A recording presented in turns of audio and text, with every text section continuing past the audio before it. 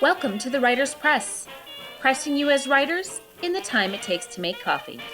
Find us online at writerspresspodcast.com. That's writerspresspodcast.com. I'm your host, best-selling author and science fiction creator, Jeri Shepherd. Find me online at jerishepardbooks.com. That's JERISHEPHERD books.com. This podcast is made possible through Anchor.fm by Spotify.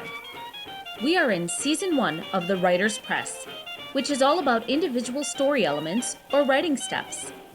These are the little things that can make a big difference in your writing and help you to stand out as a professional.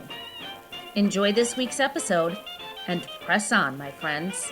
Welcome to Season 1, Episode 1 of the Writer's Press. Today's topic is the truth tweak.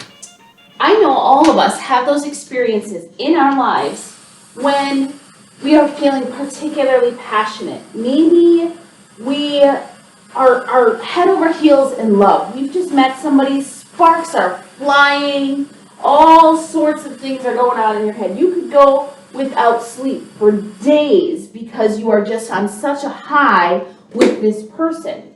Well, that is one end of it. And the other end of those really emotional, high emotional moments are when you have maybe something negative. That boss we can't stand. The friend who constantly is one-upping us. I'm putting friend in quotes because that's not hopefully a real friend in your life.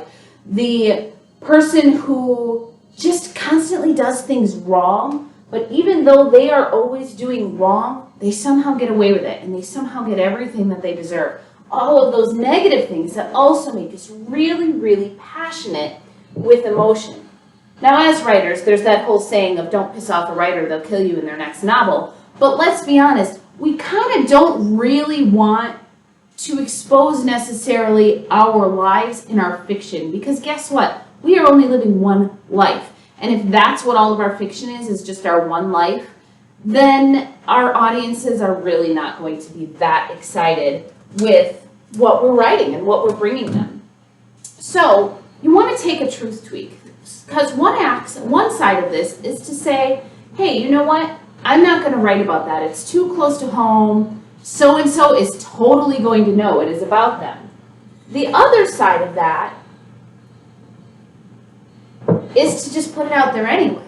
Again, those are the two sides we're talking about. So it's either everybody knows it's you, they know it's just your life, they know it's these people, or it's, gosh, I can't take that chance. But what if you were instead to do what I call the truth tweak? So I had this boss, and this boss was awful. And I'm telling you, addicted, barely functioning alcoholic kind of boss, and manipulative, all of these things. Well, I couldn't necessarily write about that boss, but what I could do is I could tweak things. As opposed to being an alcoholic, could this person be a gambler? As opposed to maybe this was a female boss, maybe it's a guy now. Oh, in fact, actually, let me tweak that just a little bit more. What if I've actually taken this person, and instead of them being in a boss role, all of a sudden they were maybe a sibling. You know what? I was in charge of the sibling. So now what I've done when I make those little truth tweaks is I flip it enough. I do all sorts of little clicks, little tweaks away from the truth to the point that when it actually gets to revealing that character, they're really nothing like who I originally experienced, what I originally lived with. But I, as a writer, am able to capture all of that passion that I felt, whether that's negative passion or positive passion, and pour it into a character and make that character like the very person I'm speaking about. And in fact, I'll tell you, I'm not speaking about a boss. So you may not know who I've ever had, and that's the question that you kind of want to leave out there. You really want to press yourself as a writer to use the experiences in your life to create great writing, but without actually just writing your life over and over. Because for one thing, that's totally self-indulgent. And let's be honest, we recognize it in writing, don't we? You read a story and you're like, ugh, this person is clearly just telling their own story.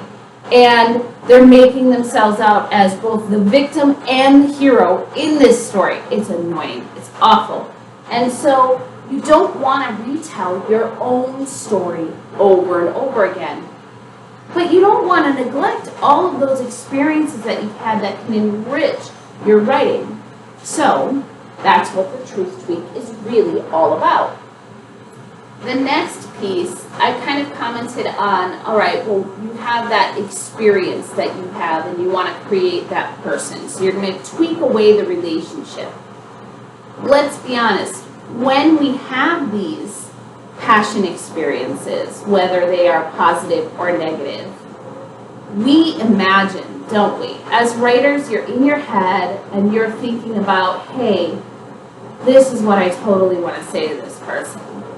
Well, you're going to do that same thing. I want you, when you are experiencing those passion moments, and I'll be honest, as a journaler, I'm awful. You know, writers are supposed to be great journalers. I've never been very good at just like keeping a steady journal where I'm actually, you know, keeping a log of tasks and things that went on and what was the world like and what was the relationship like. But even though I'm not a journaler, I do, as a writer, often when I experience something in life. So after a show that I've really enjoyed or a concert that just really set me on fire, after I've obviously had on worldwide important things such as 9/11, in the midst of the pandemic, then those life-changing things like moving and having a child, losing somebody. All of these are things that when I've experienced them, I've written them down. And so when you as a writer are keeping track of things, yes, it's okay. I want you to journal. Please be better than me and be on top of that journal. I want you to actually be a journaler. However, the more important thing than keeping a log of those daily tasks and everything going on, the more important thing is actually to note those things that are of import, to note those things that have made an impact on your life. So it's not a journal per se, but you're definitely tracking some passion in your writing. Those are the things that you really need to keep track of.